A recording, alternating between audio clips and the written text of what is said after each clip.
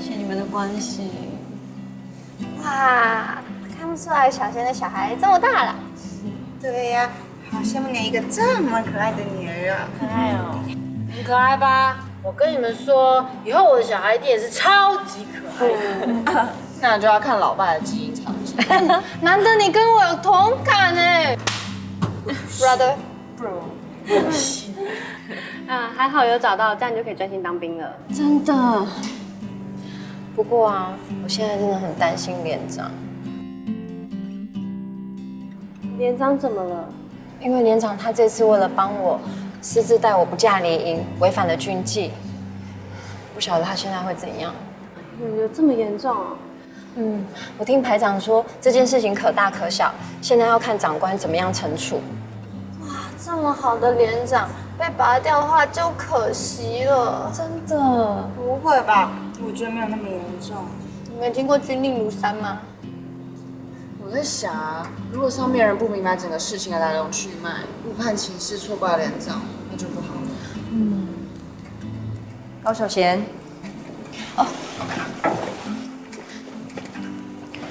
班长好。班长不知道你遇到这样的事情，所以才没有让我们打电话。以后像遇到这种事，随时要跟班长反映，班长才知道怎么帮你。是，谢谢班长。班长难得知错能改，善莫大焉。哪来那么多废话？笑起来还挺可爱的。毛怪。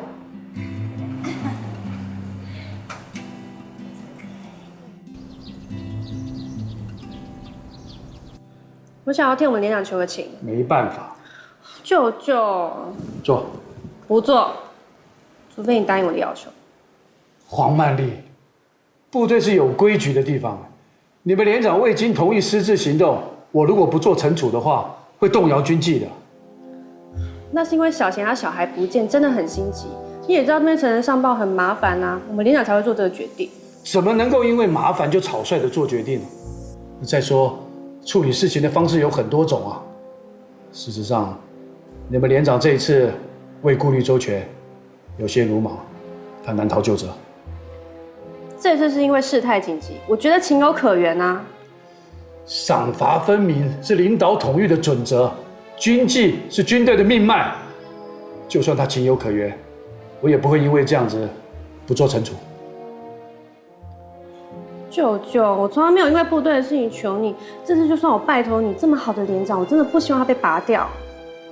不关说不靠关系，不是你坚持的原则吗？怎么会为了跟自己没有关系的事情破坏原则？值得吗？舅舅，舅舅，我真的觉得……好，这一次的事情我有分寸，你去。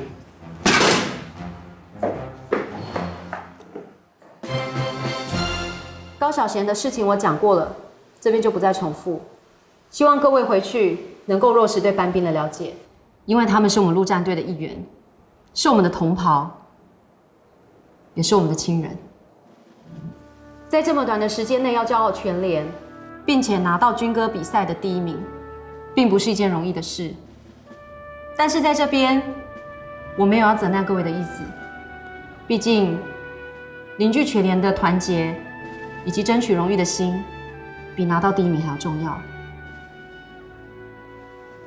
往后还有3000公尺以及游泳的测验，希望大家辛苦一点，继续为我们连上保持荣誉的传统。大家有没有问题？没有。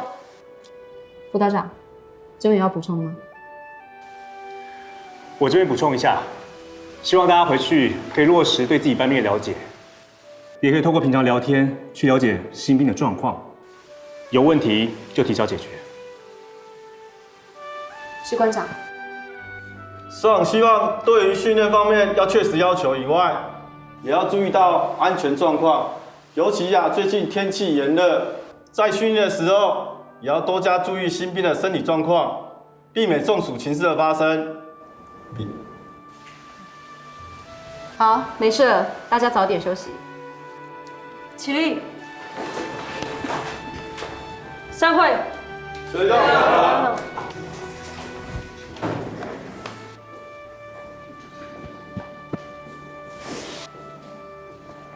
连长，对不起，我没有仔细了解高小钱的状况，不明就里的就处罚他。你不要太自责，新兵的状况本来就很多，就连我也不一定能够完全掌握。在连上发生的事情，都是在彼此成长。事情经历多了，自然在管理上能够得心应手。这一点，我们都要继续学习。谢谢连长。没事，早点休息。好。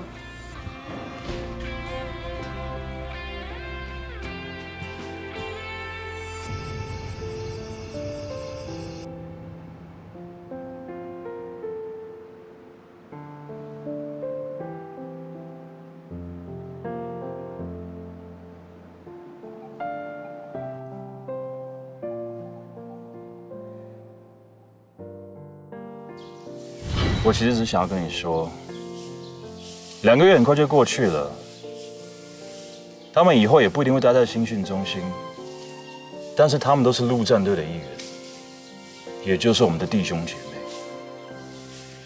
找时间多跟他们聊聊吧。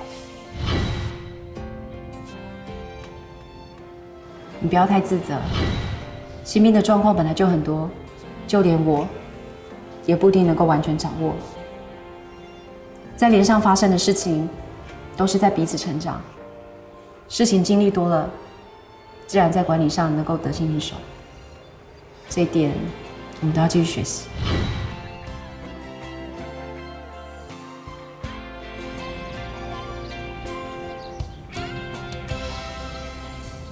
辅导长，这是李淑静的讲稿，我都已经看过了，基本上是没什么问题，再请你确认。我对于李淑静作为这一次微电影采访的人选，我有一些想法想要跟你讨论。好啊，坐。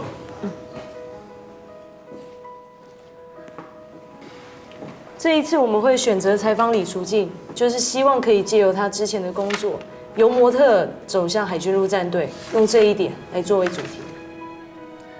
是啊，女孩们向往模特的职业，都能来陆战队了。上级的意思就是要利用这个机会。上次不是有个空姐吗？陆战队空姐。台湾的女生啊，真的是不怕苦不怕难啊。但是我们应该要更加强调从军的荣誉感。你觉得李淑静没有荣誉感吗？我觉得挺适合的啊，长官才会挑选她，不是吗？我认为军人的精神非常的重要，而且这又可以增加女性从军的比例，也可以达成表面上的平等。但是如果内在的文化一直不去改变的话，我们再怎么努力，也都会徒劳无功。杨排长，我认同你所说的军人精神的确很重要，但是这是需要时间去培养的。难道你一入伍就知道什么是军人的武德吗？训练中心的工作是要教会这群新兵，知道陆战队最基本的教育。至于军人的精神信念，是要从你们生活当中让他们了解到穿上这套虎般的责任跟荣誉。这就是我们担任干部的工作啊！我很能了解你的心态啊，要把老百姓教导成一个合格的军人，我们的责任很重大。可是这绝对不是他们穿上军服之后就可以达到你的标准的。所以呢，我们要要求，但是要循序渐进。我明白你的意思，我们需要花更多的时间，还有耐心。当你心里越急啊，越想要这些新兵好，有时候你的心理压力跟挫折就会越大。所以我不建议他们一入伍，我们就给他们太多的命令跟规矩，他们会不了解，也会无所适从。可是我们只有8周的时间。我知道啊，所以呢，我们要更辛苦一点。你想想啊，当婴儿在学走之前，要先学会爬、站，才会到走。你现在要求他们跑，你辛苦，他们也辛苦啊。我明白了。我们大家一起加油，好吗？李淑君的讲稿看完，我再跟你说。好，谢谢辅导长。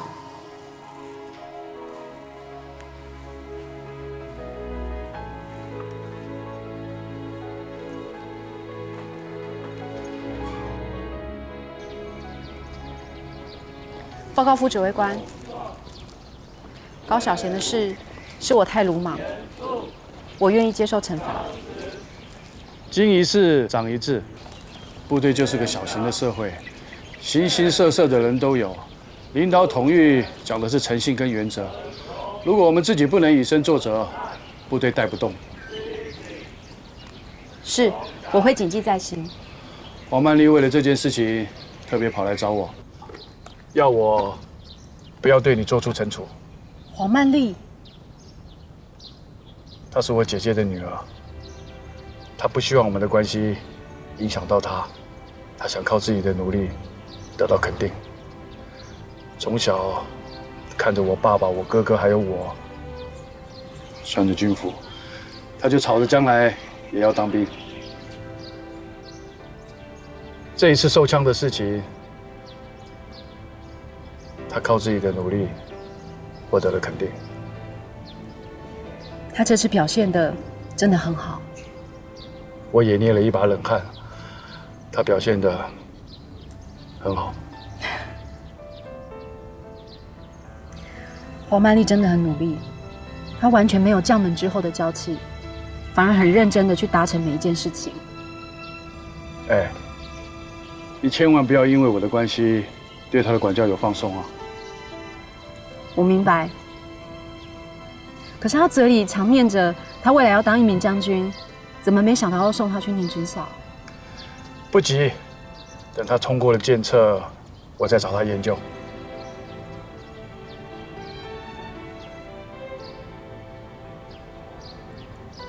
副指挥官，那高小贤的事，大门卫兵无通报战情，私下放你离营，已经开会准备惩处了。我身为副指挥官，做事不能有两套标准。你也写个检讨报告，我送交监察官，让他决定是否受人兵会，一并处理。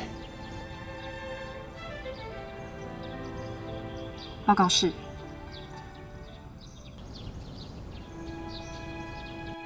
连长会不会真的会被拔掉啊？我觉得几率很大，我不要。什么？午休时间都这么有精神啊？赶快回床上躺平吧。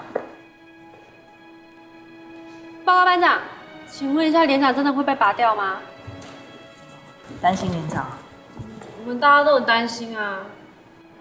放心，连长说了，只要你们坚持住，他一定会陪大家到最后。那会有惩处吗？当然有。很严重啊。那得等开完会才会知道了。好啦，先回床上休息吧。是班长。别担心了。没事，先休息。赶快休息吧。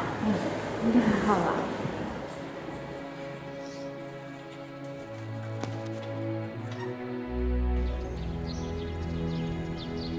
又怎么样？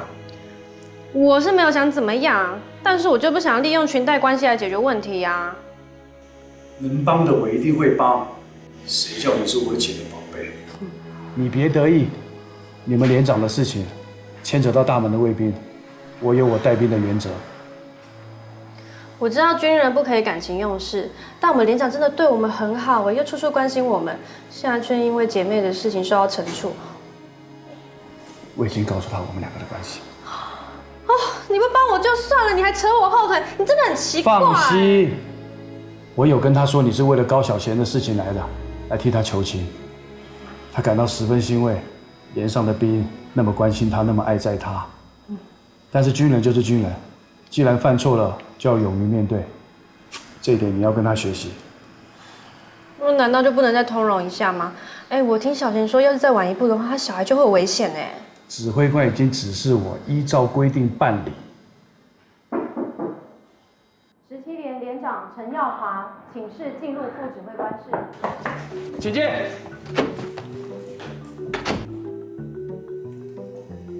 副指挥官好。你们连长来了。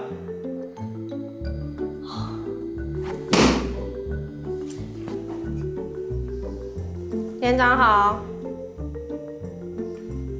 报告副指挥官，没什么事的话，我先离开了。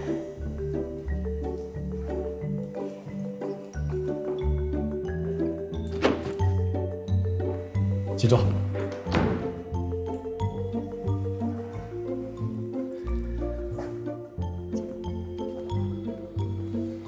我这个外甥女啊，从来不为自己的事情踏进我的办公室，为了你的事啊，来好几趟。我找你来，有几件事情想跟你研究。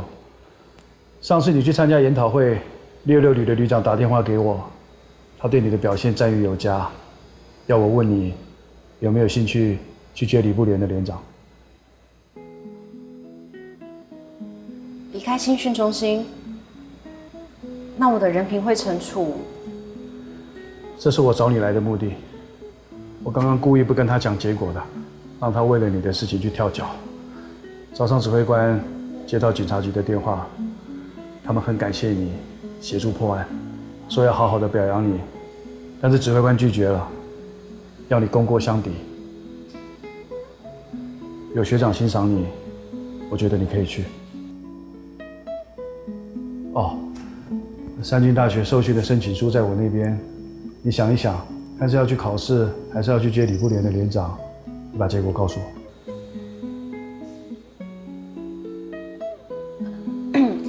报告副指挥官，这些事情我都需要时间来思考，等我决定好了再来跟您报告。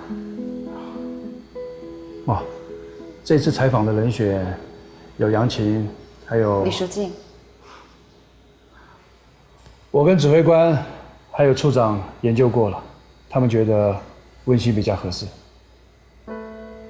温馨。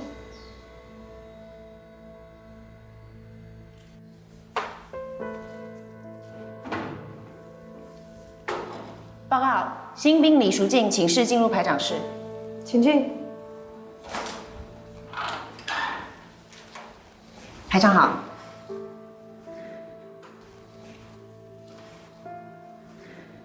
你的稿子我都已经看过了，有什么问题吗？没有问题，写得很好。我看了也觉得很感动。谢谢排长。你爷爷是两栖蛙人，你循着爷爷走过的路来到陆战队，你也想要成为一个合格的陆战队队员。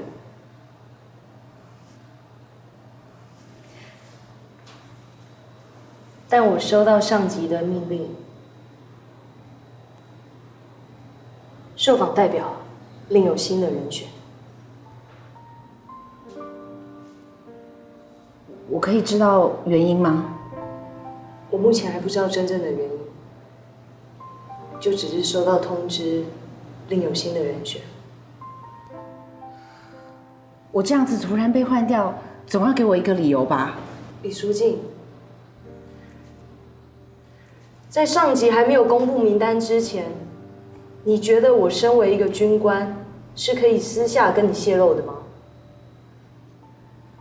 排长，我已经失去受枪代表的机会，现在可以被采访，又被换掉，我的心情……李淑静，你这一阵子的努力我都有看到，你真的很优秀。但士兵信条上面有写，团体利益要放在个人利益之上，难道你都忘了吗？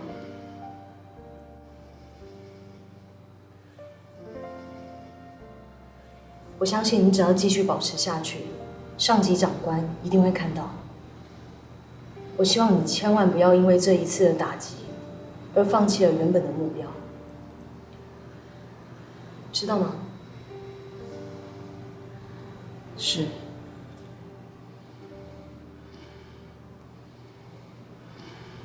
那你还有什么问题吗？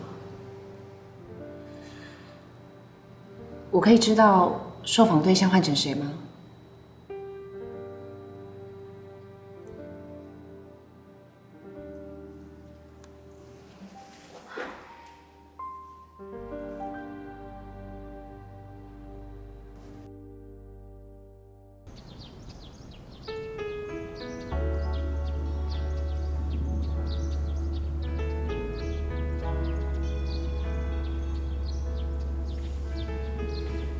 苏静，排长有跟你说什么时候要拍专访吗？我们大家都好期待你的专访哦。刚刚排长跟我说，专访换人了。换人？为什么要换人啊？专访是可以说换人就换人的吗？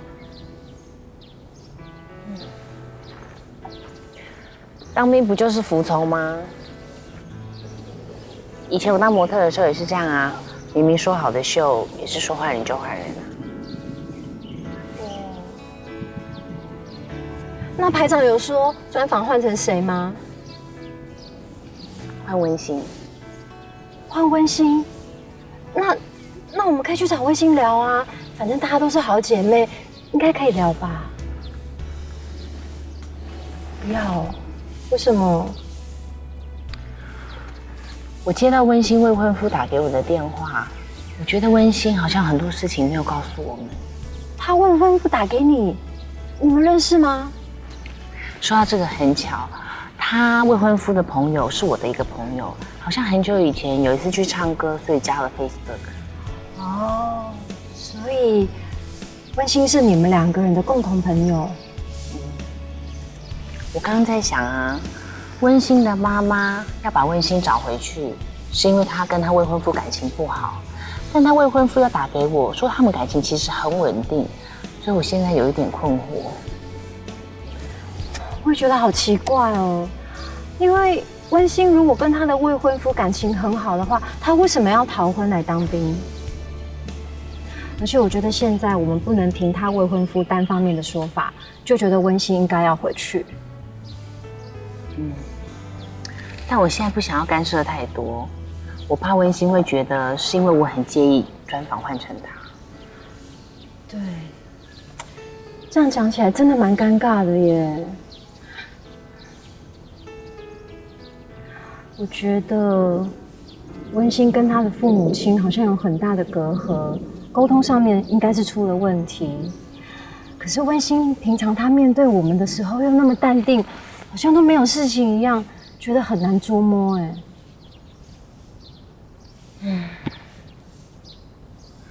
我还以为我可以坦然的面对被换掉这件事情，但一次又一次，先是受枪，然后又是专访，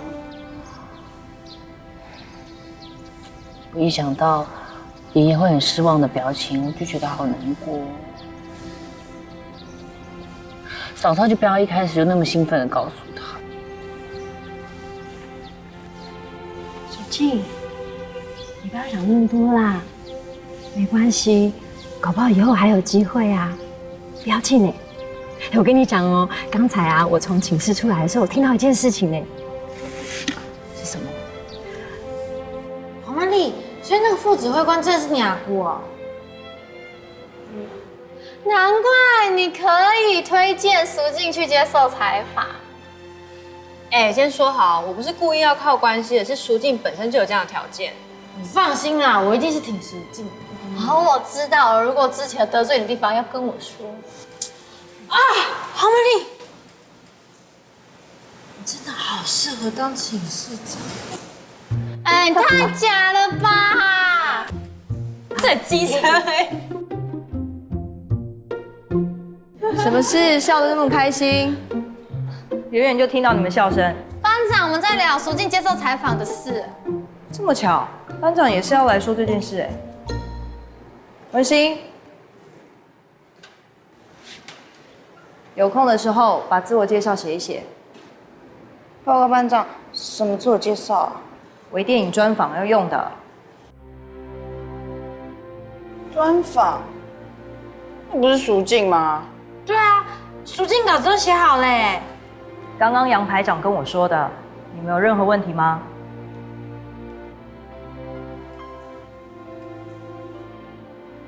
温馨，赶快写一份交给杨排长，到时候杨排会跟你一起接受访问。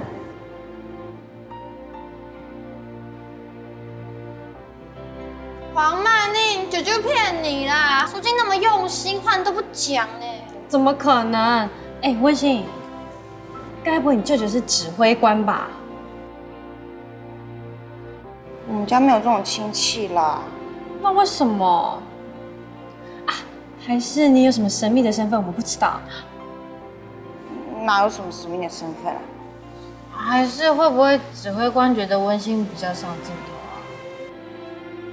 头啊？书记，我没有觉得温馨比较上镜头，我是投你一票的，是指挥官说的。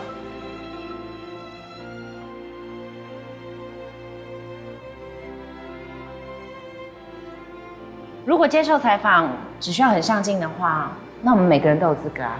对啊，而且现在入选的是我们同一个连队的，不管是谁上镜，都是我们的荣耀，对不对？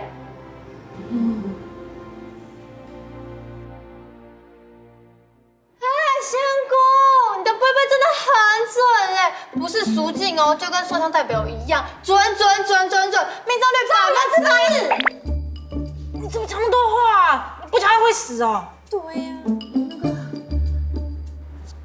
苏静，我不是故意的啦。可是啊，这是事实。去睡。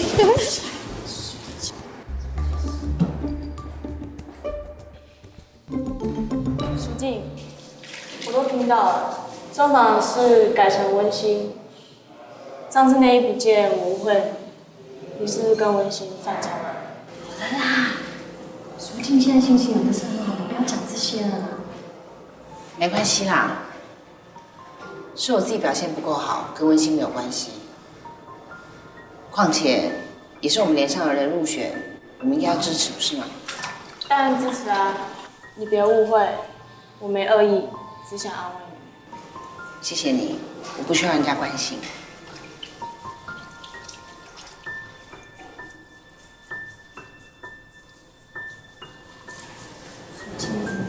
没事啦。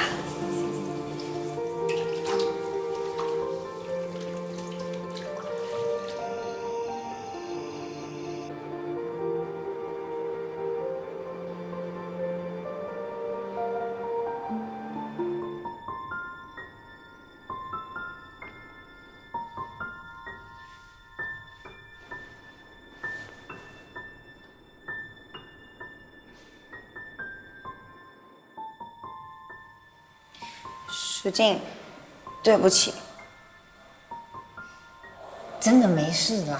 我发誓，专访的事我真的不知道什么会变成这样。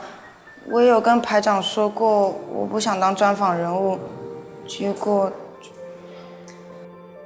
温馨，你先听我说完。论外表，我没有你漂亮；论条件，我也没有你优秀。我又是一个婚姻的逃避者，我来只是想要寻找自信，所以才报考海军陆战队。我真的不知道什么长官要做这样的决定。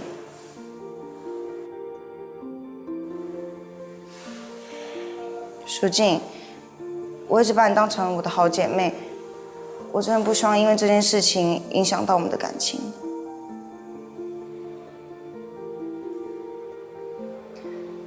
温馨，其实刚刚在你讲这番话之前，我的确心里还在调试。可是刚刚看到你的真诚，我突然明白长官为什么要选你了。这次专访主要是要招募陆战队员，刚刚光凭你那一句寻找自信，就是最好的广告了。我知道长官要寻找的不只是优秀的人，但更要有坚毅的人生目标，而且重点是态度。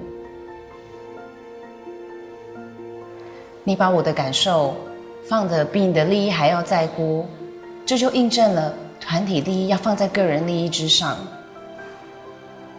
我认为，其实你才是最适合的人选。可是我……好啦，你要加油，不可以让我输得不明不白的。舒静，开玩笑的啦。可是舒静，我可以请你帮我一个忙吗？当然可以呀。可不可以教我怎么写自我介绍？没问题。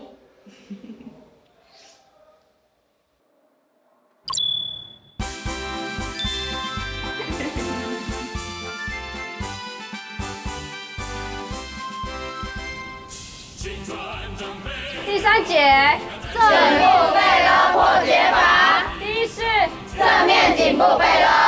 预备，上，开始。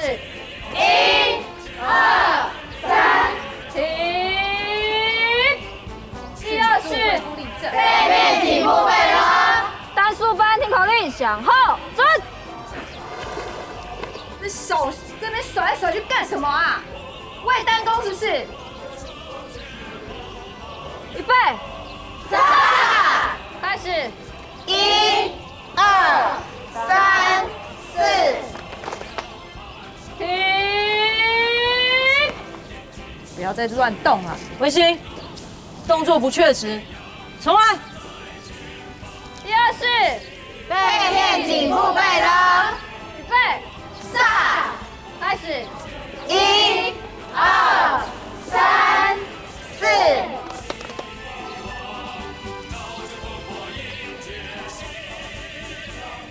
用力抓，抓紧，重来。停。再练习一次。第2式，背面颈部背勒。背，上，开始。1、2、3、4，停。文心，上课专心一点，不要因为受访代表是影响上课心情，明白吗？报告，明白。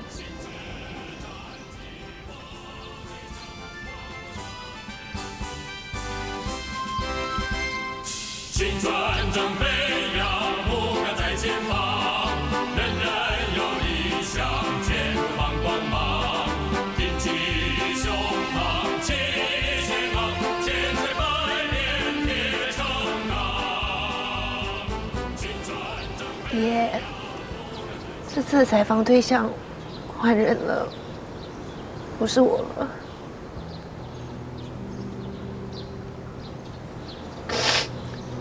可能是我不够好吧，我会再努力加油的。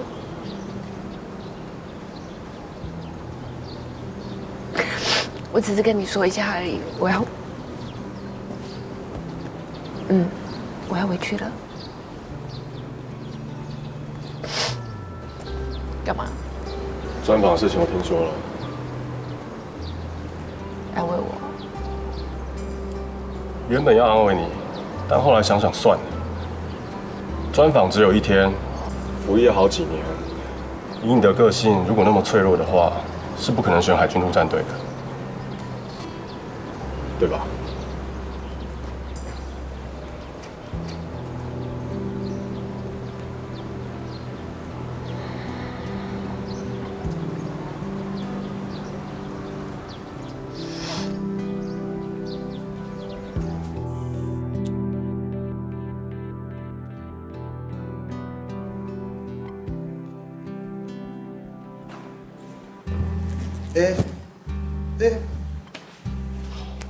林国良，你是去哪里啊？上厕所要跟你讲哦。哦哟，关于吕书记的事情你听说了没？他又不是我女朋友，关我什么事啊？不是啦，我是不是应该好好安慰她一下啦？哦哟，你不帮忙也想个办法嘛！这个时候她是最脆弱的时候，突然我突然出现，安慰她一下，让她感受你的存在。对，就是这个意思。那你觉得你的李淑静有那么脆弱吗？应该是不会啦，因为呢，她没当上说唱代表那一天，我没看到她哭啊。那就对了嘛，她本来没事，你一出现，她一哭，她会恨你一辈子。哦哟，好人真难当，我办啦。没关系，放在约他出去的时候，我再好好安慰他一下，再给他 touch my heart 一下，你觉得怎么样？他答应跟你出去了。这是不成问题的事。哥，我要睡一下了。睡什么？你背对我，你把我冷漠了哦。啊，楼下的，安静点啦。关你屁事！你懂爱吗？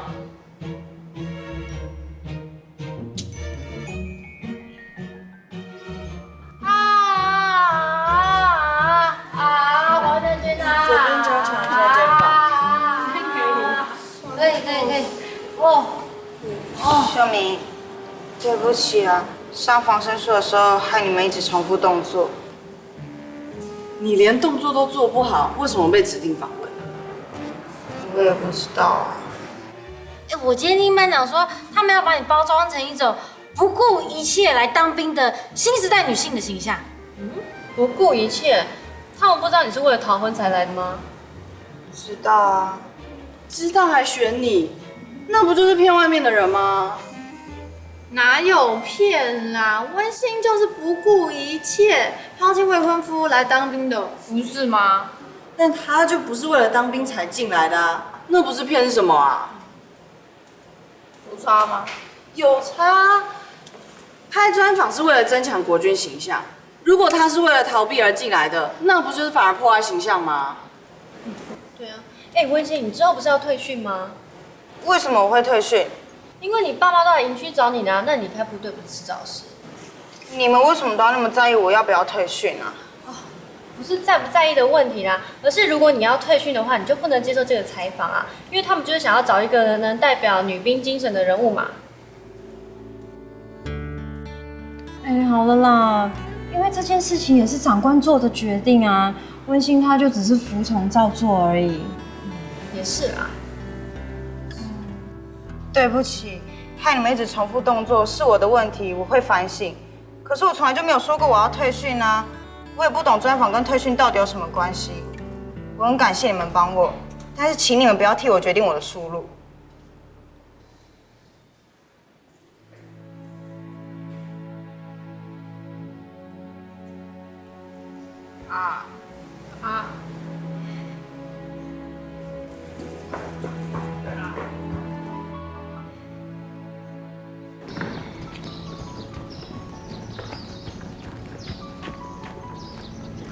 温馨，你还好吗？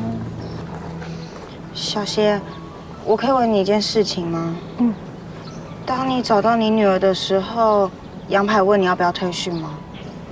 没有为什么要我退？杨排跟曼丽他们都一样，都觉得我迟早要退训。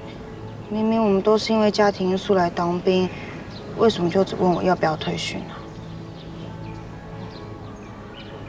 的确，像我们两个这样子因为家庭因素来当兵的，可能在他们眼里看来就是动机不良，缺乏军人的使命感。一定要有使命感才能来当兵吗？我就不相信整件情事只有我们是因为动机不良才来当兵，其他人都是把当兵当梦想。其他人我是不知道啦，但是因为大家都知道你是逃避婚姻才来当兵的啊。那我呢？其实我也是有我的原因。坦白说，我的学历不好，我又没有一技之长，什么都不会。我在外面真的很难找到稳定的工作，所以我常常都是入不敷出，压力很大。所以国军给我这份薪水，对我来讲真的很重要。那为了这份薪水，要我做什么我都愿意。杨排叫我去跑3000，去除草，去搬重物，我都愿意去做。虽然我知道会很累、很辛苦，毕竟这是我自己的选择。而且我自从认识你们之后，跟你们相处，我知道我愿意继续留下来，在部队里面跟着你们一起受训。其实这段期间，我有体会到什么叫做荣誉，什么叫做团结一心。所以每次我都很累，快要撑不下去的时候，我就告诉自己说，我一定要全力以赴的努力，让自己值得这份薪水，不要成为部队的负担。小贤，不好意思啦，我不知道这3万块对你来说影响这么大。没关系啦，其实你知道现在外面很多人连3万块的薪水都领不到哎，我们已经很幸福了。那你觉得我要退训吗？这个问题你应该要问问你自己，你想要退训吗？其实我是真的很喜欢这里，跟大家，也想跟大家有多一点的相处时间。可是曼丽他们觉得，你不要想太多啦。其实，在我看来啊，我觉得曼丽他们是因为很重视这里，他们已经把这里当成自己的家了，所以他们才不希望有人说来就来，说走就走啊。我还以为他们是在替淑静打抱不平，觉得我在跟淑静抢专访。不是的啦，他们是对事不对人，没有在针对你的。我会找时间跟他们沟通，请他们给你一点空间，让你好好思考你自己的未来。那你也不要给自己太大压力哦。温馨，不要走心。小贤，谢谢你，加油。的肩膀。